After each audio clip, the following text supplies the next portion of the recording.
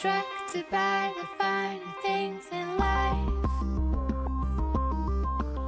You look shattered and he's broke, and all you have to do is find that guy who's perfect for you. And the fine line between wrong and right. From the outside looking in, other people's lives can look perfect. In 2019, the murder of a teenager tore a community apart. And I just ran out of work, jumped in the car. I thought in my head, she's cut herself. I thought she must have cut herself and there's blood. All I could think was, but why is she home? I was really struggling to believe that he did it, and that if he did do it, he didn't mean to do it, it was an accident. Life is fragile, and it only takes one person and a betrayal of trust to shatter everyone's world. It's like they say, you never know what goes on behind closed doors.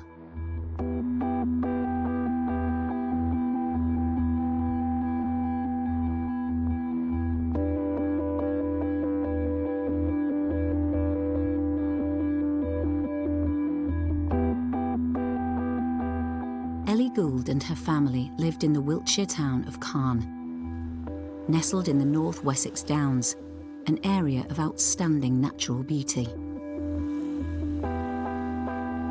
We've lived here over 20 years. It's a very small community, very close community. When you have children and they go through the school system and take part in activities such as swimming lessons or football clubs or brownies, scouts, that sort of thing, you get to know a lot of people. It seemed like the ideal place to bring up children, and the Goulds were lucky enough to have family nearby. We're close, we see a lot of each other. She was very close to her cousins. They're all of the similar age, so they've all gone through the same milestones together. And when we see them now, there's one man down, she's missing.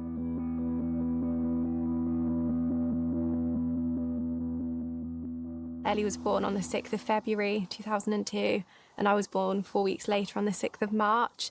So being that exact month apart, inevitably we were very close because we were so close in age, and also kind of the two only girls, like within the cousins.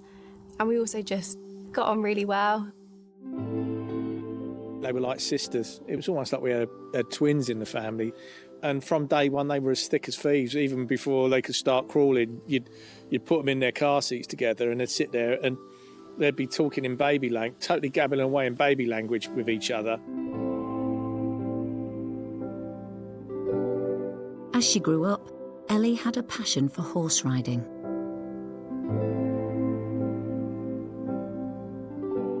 She liked me driving her up to the stables and watching her jump and put the jumps up for her and move them around.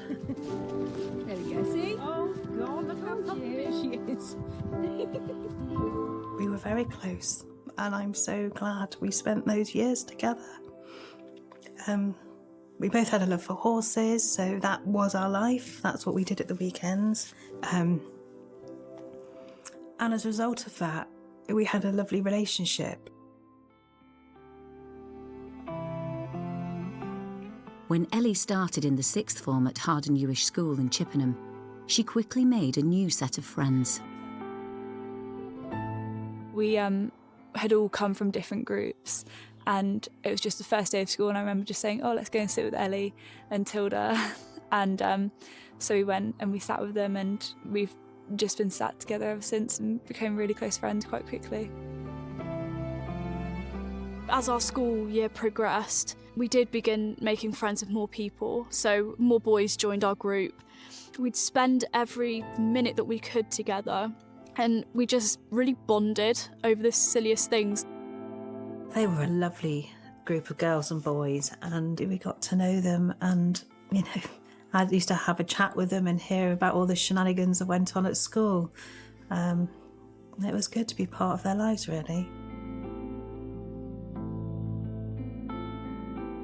It's a normal part of a developmental stage for teenagers to turn to their peers and identify more powerfully with them and form very strong bonds with their friendship group because, you know, that's how they compare, contrast, fit in, feel approved of, all of that kind of stuff. So the power of friendship at this age is very important.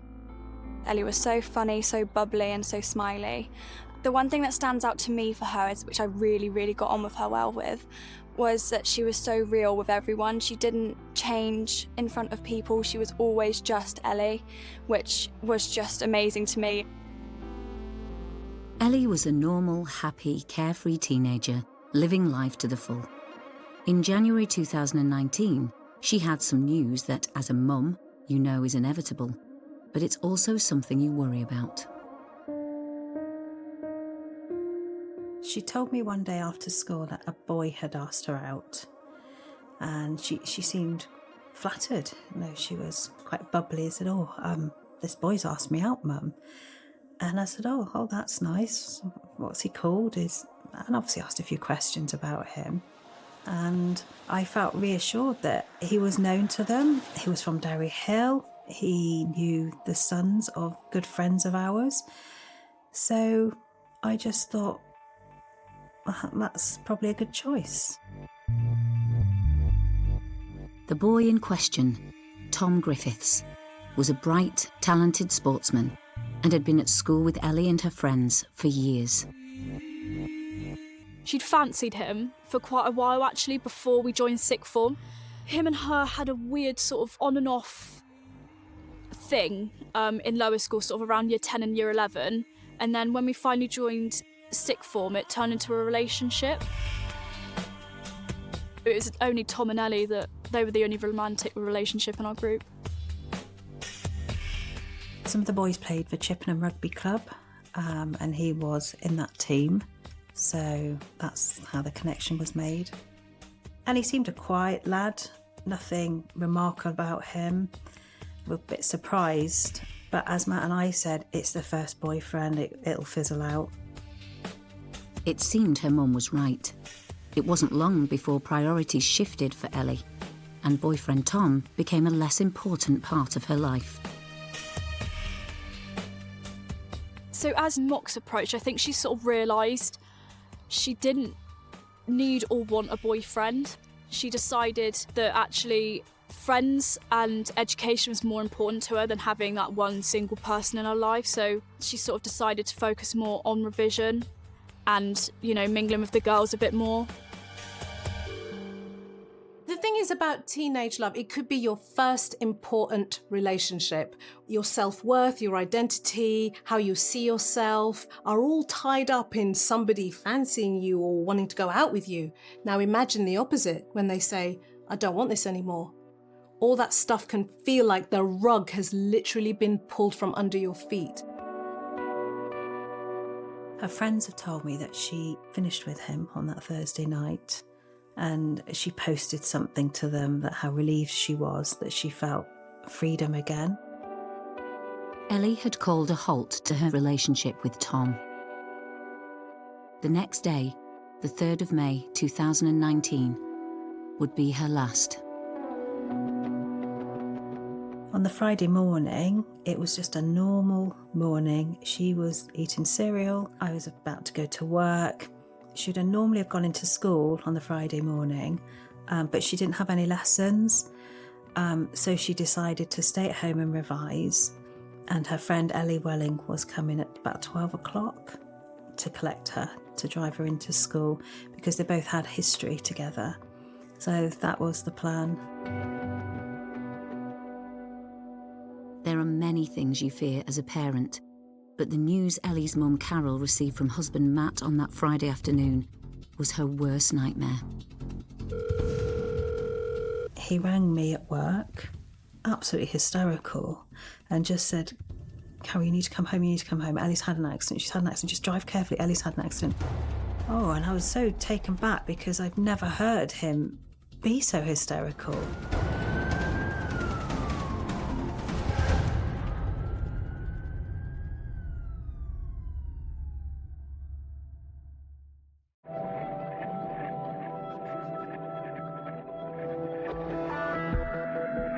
On the 3rd of May 2019, Matthew, father of 17-year-old Ellie Gould, had called 999 after returning home. 999, which service do you require? He also rang his wife Carol, saying there had been an accident in the house. And I just ran out of work, jumped in the car. I thought in my head, she's cut herself. I know Matt didn't like blood. I thought she must have cut herself and there's blood. But all I could think was, but why is she home? Why is she home? She shouldn't be home till about 4 o'clock. Why is she home? And all sorts of thoughts were racing through my head as I drove home. As I was coming through a car, in a police car, the sirens was trying to get past and everyone was pulling over. Carol had no idea what her husband had discovered. Detective Superintendent Jim Taylor was the senior investigating officer on the case. Matthew returned home at around about 3 o'clock and walked into the kitchen to find Ellie. Of course, his initial impression and thoughts were that she must have been injured or she must have been involved in some sort of accident, and immediately sought help from a neighbour. And they called the ambulance, and of course, ambulance will automatically call the police. Officers arrived and uniformed colleagues arrived, and they were the ones who initially attempted first aid. They were faced with a horrific scene. Eleanor was found face down, and there was a large amount of blood. But noticeably at the time, she was lying face down with her right arm across her body, holding on to the handle of the knife, in such a way to make it look as though Ellie had inflicted the wounds herself. And as I pulled around the corner here, there were just police cars everywhere, just abandoned. And I had nowhere to park, so I abandoned mine as well and just ran up to the end of our drive. And Matt was just there sobbing. And I just said, Matt, what's happened? What's happened? And that's when he said, Ellie's died. Ellie's died. And you can't believe the words that are being said. How could what? She's died? How? And there was an ambulance in the drive. And I can remember thinking, no, the paramedics are here. They can do something. They can do something. And we all just stood there stunned. We know that she was probably there for about 4 hours. The nature of the injuries was such that even a skilled surgeon would struggle to have saved her life. So normal first aid, with officers at the scene, I don't think would have been able to save her life, sadly. Your mind goes blank anyway, you're in such shock. So we were sat in the back of a police car, and they very quickly started to ask us who her friends were and what her plans were for that day. And I just remember my mind going blank. I couldn't remember her friends' names. I couldn't remember their surnames. The information I was given to the police was so sketchy. I can't believe they managed to piece things together, really. When you hear about the nature of the injuries, the amount of blood, and you understand the family circumstances, Ellie came from a very loving family, very popular at school, no indications to suggest that she would she would take her own life. And then you automatically start hypothesising that obviously this is likely to be a homicide until such time that you can disprove either way.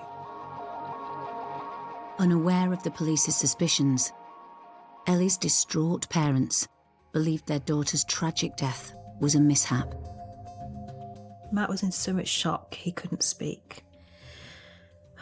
We were going through it in our heads. I was convinced she just had an accident and she must have climbed up on something for some reason to get maybe something out of a cupboard and had fallen off a chair and hit her head. I kept saying she must have had an accident.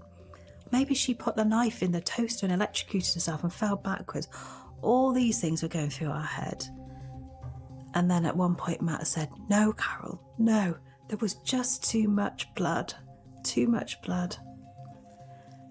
And then you just can't imagine what had happened at all. While Ellie's parents were struggling to come to terms with her death, the police were starting to become suspicious. It was quite evident early on that a neighbour had seen someone call at the address earlier in the day. And whilst they didn't see their face, we had a description that they were male, they were slim-build.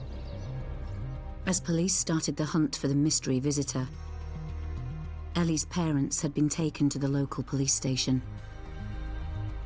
The police that were looking after us came in and said, "We have an update. We're investigating a murder inquiry." And at that point, I felt like I'd been thrown against a wall and thought, a murder inquiry? Ellie was just loved by so many people. She didn't have any enemies. Who on earth would murder our dear Ellie? Who would do that? It's shocking enough to come to terms with the loss of somebody you love. But then that is made far more powerfully painful when you realise it's a murder. What happens then to the family and the friends? Suspicion. Everything that you thought was safe is no longer true. The way you think about yourself and the world is shattered. And psychologically, that is traumatic. It's impossible to understand how all of a sudden your home can become a crime scene. And not only that, but while you're struggling to deal with what's happening, you're having to take calls you never in a million years thought you'd have to take. I get a call from our son Ben, who lives in Oxford, and he had seen on Facebook that somebody had posted there's something going on, police cars everywhere, and a picture of the end of our drive. And he said, "Mum, what's going on? What's going on?" And I had to tell him that Ellie had had a terrible accident and she died. It was awful. And it was just a whirlwind. I look back now and it was just terrible. Terrible.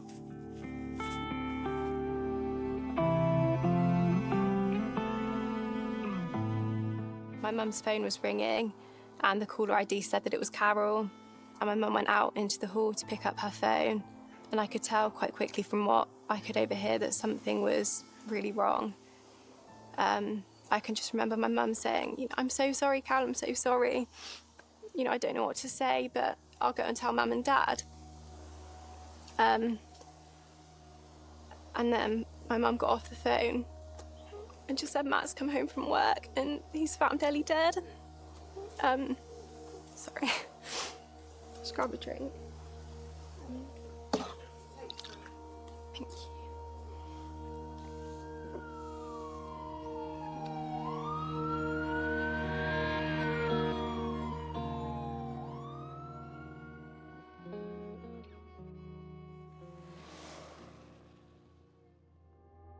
At first, not that much was put out by the police, but once it was revealed that a 17-year-old girl had been killed in her own home, I think everybody that any of myself and my colleagues spoke to, there was this feeling of shock. What is going on? This can't be happening in our road, in our town. When someone is killed within their home, it's very likely that they are known to the offender. Thomas Griffiths, we know, had been in a relationship with Ellie. DS Jim Taylor and his team immediately contacted Ellie's friends to get as much information on Tom and Ellie as possible. I was at my boyfriend's house and I'd got a call from my dad to say, "Oh, Ellie, you need to come home now. We've got police officers at the house." And straight away I started to panic and I thought, "Oh God, what have I done?" And I finally got home. They took me into my living room and they just started asking me questions about Ellie. And that day I was supposed to be picking her up to take her into school, but she had messaged me in the morning to say, "Don't worry about picking me up." So I was just sort of giving them the answers, but not really panicking, just more nervous of being questioned by the police. It wasn't until they said that, Ellie had died that I completely broke down and didn't know what to do with myself. The detective's questioning soon turned from Ellie to Tom. I was screenshotting messages that Tom had sent. And then I looked on Snap Maps to see where he was. Just coincidentally, I just thought, I'll just have a look on Snap Maps. And it so happened to be that he was still in the area. I thought, oh gosh, Tom's gone over to convince her that they should be together. And Ellie, being Ellie, has been very blunt with him and gone, look, Tom, it's not happening. We're not going to get back together. You need to get over it. We see our friendship groups as our circle of trust. We've shared stuff, we are vulnerable with each other. All that sort of stuff is what bonds groups of friends together, particularly teenagers. To then pierce that with, well, there might be an enemy within, is very destabilising. For the police, Ellie's ex-boyfriend, Tom Griffiths, wasn't just a person of interest. He was the person of interest. We knew that we had to find him very quickly and get an account of his movements for that day. When officers eventually caught up with him, he was displaying some injuries to his neck, which looked fresh. His demeanour at the time, I think they were concerned about the consistency in what he was saying. And there was some information from a neighbour whom they'd seen call at the address of the Goulds, and he matched the description of that person. And therefore, at the time, he was deemed a suspect and was arrested. So Tom wasn't acting normally, but then he was a teenager who'd found out the ex-girlfriend he still loved was dead. It didn't necessarily mean he was guilty of murder. There was an update to say a young man had been arrested. And it was at that point that Matt and I looked at each other and said, it's Griffiths, isn't it? It's Griffiths. And we looked at the police officer and said, it's the boyfriend, isn't it? It's the boyfriend.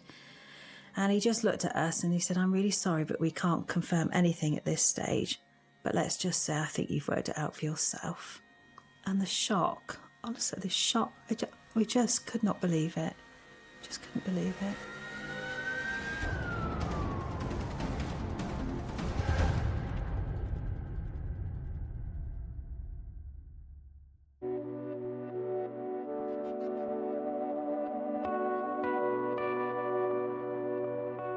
Already reeling from the death of their 17-year-old daughter Ellie, Carol and Matthew Gould were at the police station when they were told that her ex-boyfriend had been arrested.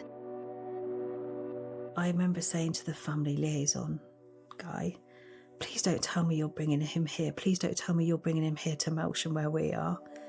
And he went, no, they wouldn't do that. But they did. So we were sat in the family suite and that monster Griffiths was in the cell. Still unaware Tom was in custody, Ellie's friends revealed to police that he'd messaged everyone on the day of the murder.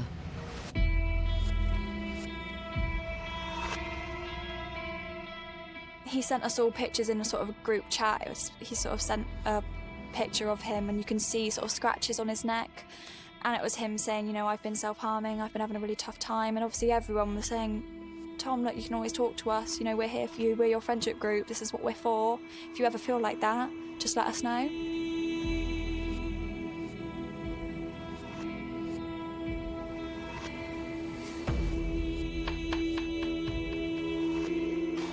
Soon, though, news of the arrest got out. As the days went on and it was revealed that another teenager, 17-year-old boy, had been arrested in connection, the sense of disbelief just grew, really. See, I really struggle with it because I knew Tom since primary school. So my relationship with him, from my point of view, was really good. I really liked him as a friend. So for me, I was really struggling to believe that he did it and that if he did do it, he didn't mean to do it, it was an accident. Now a murder suspect, Tom Griffiths was interviewed at Melksham Police Station. He immediately asked, he's been at home studying all day, is his girlfriend okay? And that was one of the first things he'd said. And he hadn't heard from her. He said that in the morning he was going to school and his mum took him to school. He says that he wasn't feeling very well, so he didn't want to go to school, and once she dropped him off, he got the bus home.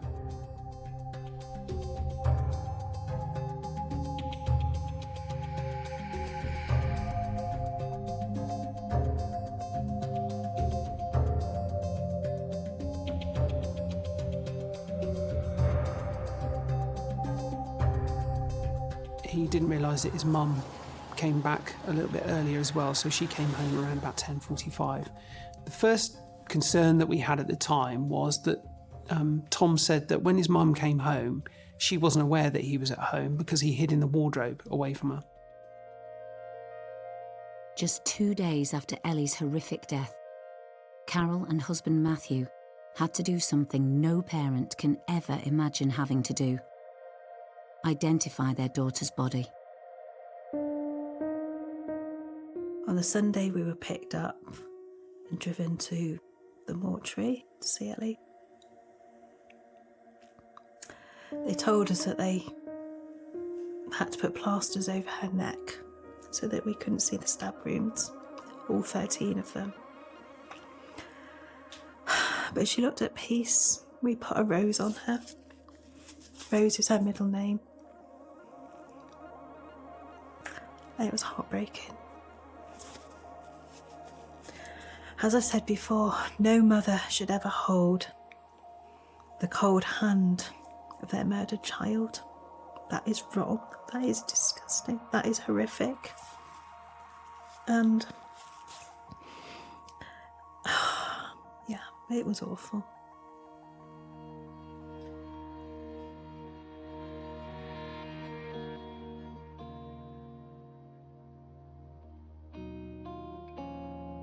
As more horrific details about Ellie's death emerged, the ripples of shock spread beyond the family.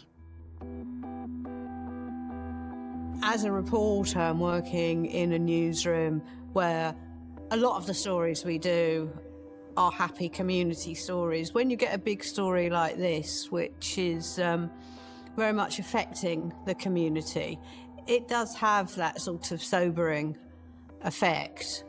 You do become hardened a little bit to hearing about things, but this kind of affected all of us. In the police cell, Tom was still insisting he knew nothing about Ellie's death and was explaining his movements on the day she died. The next part of his account is that he speaks to his neighbours and that he's upset and stressed out about exams and a family member who's suffering from ill health, and that he was self-harming. And his neighbours obviously remember seeing some scratch marks down his neck because they commented on it. A clearly upset Tom then asked the neighbour for a lift back to school. He again became very upset and asked to speak to the school nurse and explained that he was self-harming. They then called his mother. She came to pick him up from school and took him back home. A few days later, Jim the detective came to see us. We were at my parents' house in Berkshire by then, and they had to tell us how Ellie died. And I remember saying to Jim, would it have been quick? Would it have been quick? And he did look in my eyes and he said, we think she was unconscious after you strangled her because she had no puncture wounds to her hands, which you would naturally use to defend yourself if somebody was coming at you with a knife. The evidence police were gathering was beginning to cast doubt on Thomas Griffiths' version of events, so detectives began to intensify their questioning, as well as analyse his digital footprint. So when we downloaded Thomas's smartphone, we could see that around about 10:50, his smartphone disconnected from the family router and didn't reconnect for some 1 hour later.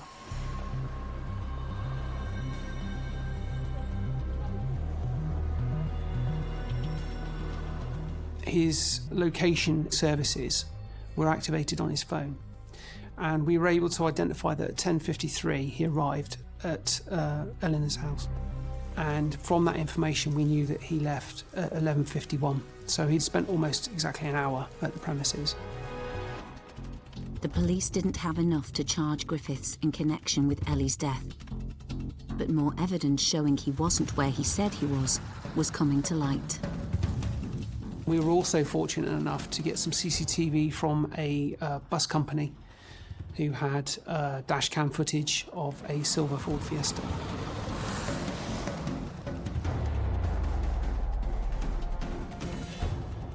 We were able to see clearly that it was Thomas Griffiths' car. So there was a digital footprint of his movements. It showed that automatically his account was wrong. We ascertained that whilst he returned home and after about an hour, there was an 18-minute gap where he dropped off the router again at home and then logged back on. It would indicate a short exit from the premises.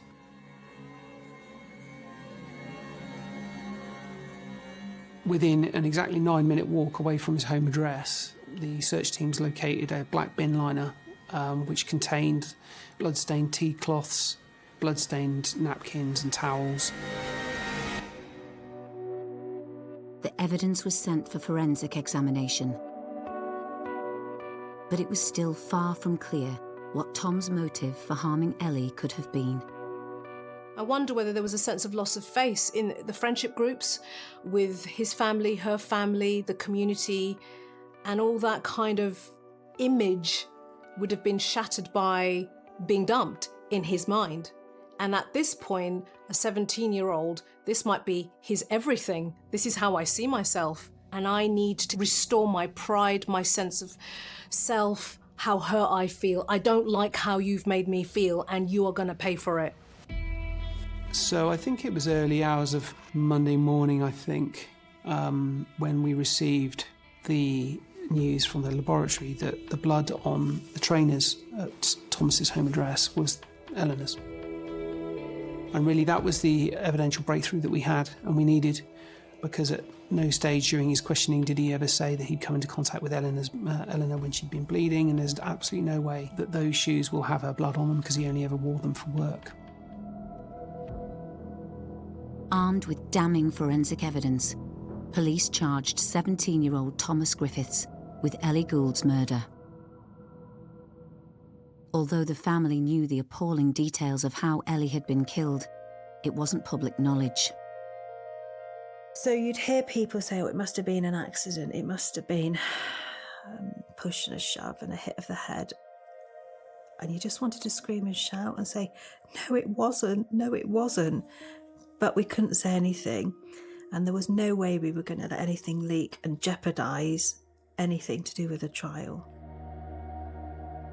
How can someone that you spend every day with betray you in that way and destroy so many lives, really? It's just, yeah, I'm full of disbelief still.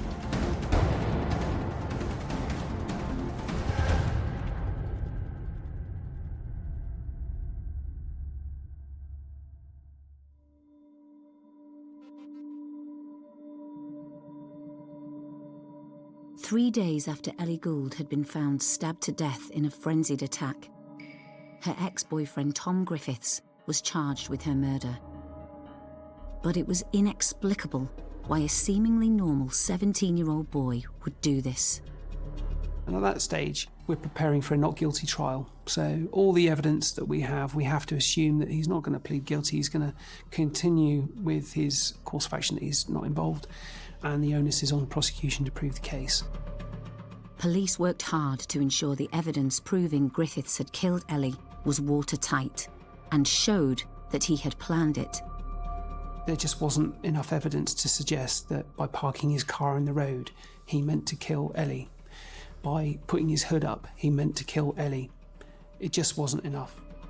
The prosecutor, the Crown Prosecution Service, the investigation team felt that whilst it was a good indicator, there just wasn't enough to get us to that point, sadly.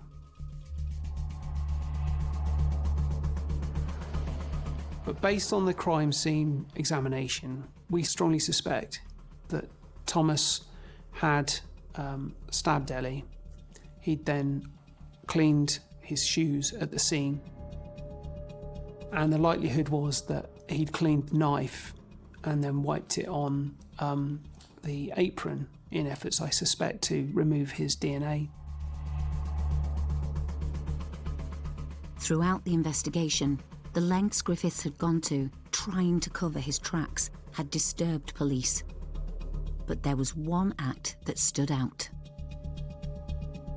Around about 11:45, a message was sent from Eleanor's phone to her friend, who was due to pick her up in a little while to take her to school. And we strongly suspect that Tom sent that message. I don't believe he knew the code.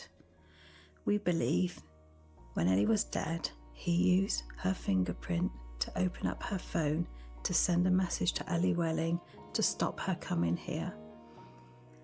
But the most chilling thing he did was he put the knife in Ellie's hand and raised her arm to her neck and reinserted the knife into a wound in her neck to try and make it look like she had killed herself. That is one hell of a monster. That is an evil psychopath. And then he calmly walked out of here as if nothing had happened and continued to try and pervert the course of justice and hide the evidence.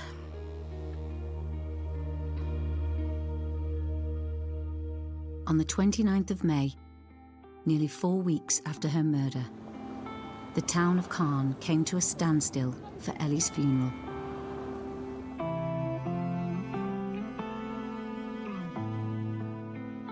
It wasn't until I think we were walking into the church behind the coffin that was a massive point, I think, where everything kind of hit me. And it was just, I think, the most difficult kind of day out of everything that we've been through.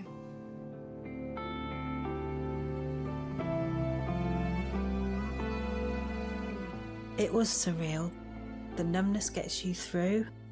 Many people have said to me it's the most saddest thing they've ever been to. There was silence in the church, apart from hearing people cry, just sobbing. It was just heartbreaking. The Goulds still didn't know why Ellie had been killed. In August, during his hearing, Griffiths pleaded guilty to Ellie's murder. But he gave a new version of events of the day she died.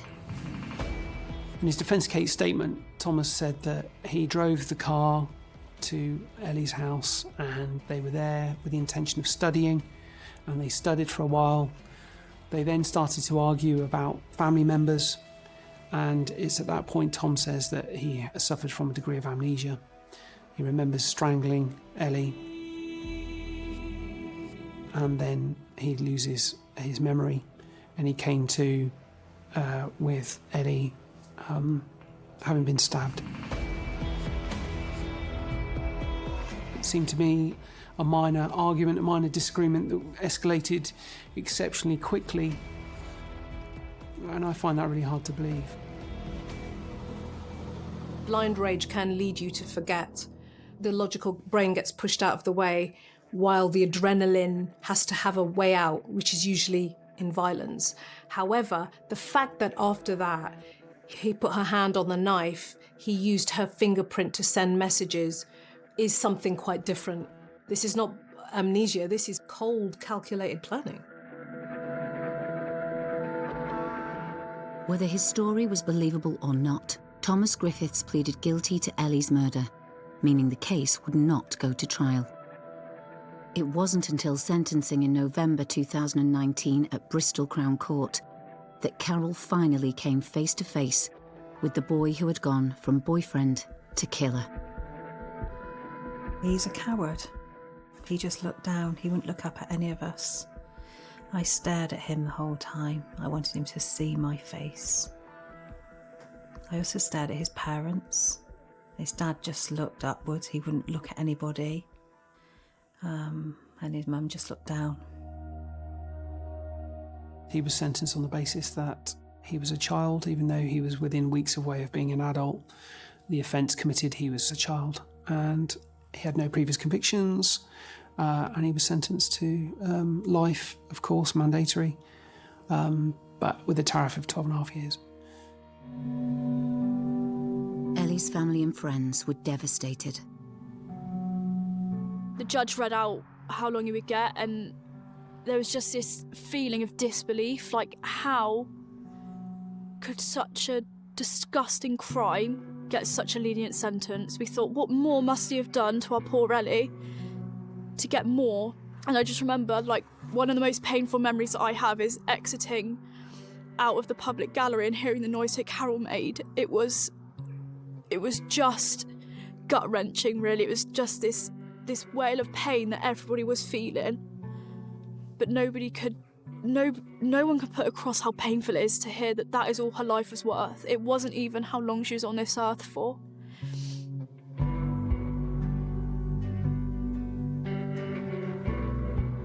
He got the minimum sentence for basically apologising for what he had done, which he didn't even read out his own apology. He got his lawyer to read it out, which is just pathetic, you know. Anyone can sit down and write "I'm sorry" on a bit of paper and not actually feel sorry for what they've done. As a police officer, I felt the sentence was appropriate and within the sentencing guidelines. As a father, I was devastated for the family. Carol immediately tried to appeal the sentence, but despite a wave of support, the appeal was turned down.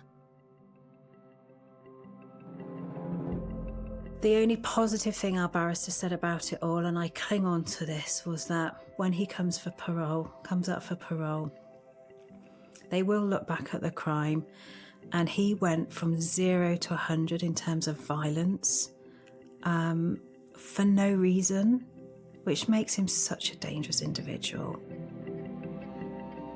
Ellie's friends and family rallied round to ensure that out of the darkness of the murder, they could continue to shine a light on Ellie.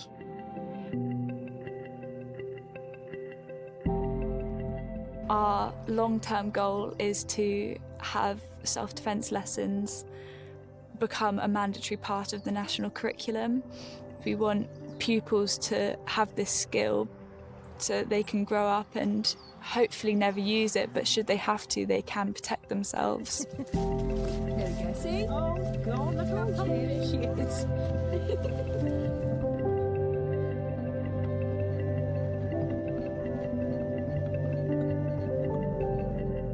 We were given these books of condolences. One was left at the school and one was left at the church. A lot of the school pupils have written some lovely things in here, and we realise now what Ellie meant to so many different people. There was one that particularly stood out to me, and I don't know this person, and they've just signed their name with crosses. I didn't know you that well, but I remember you always smiling to everyone you passed in the hallways, me included. Your smile made my day. Ellie, I wish I could tell you in person how much I appreciate your smile. And I just thought, yeah, well, that was Ellie.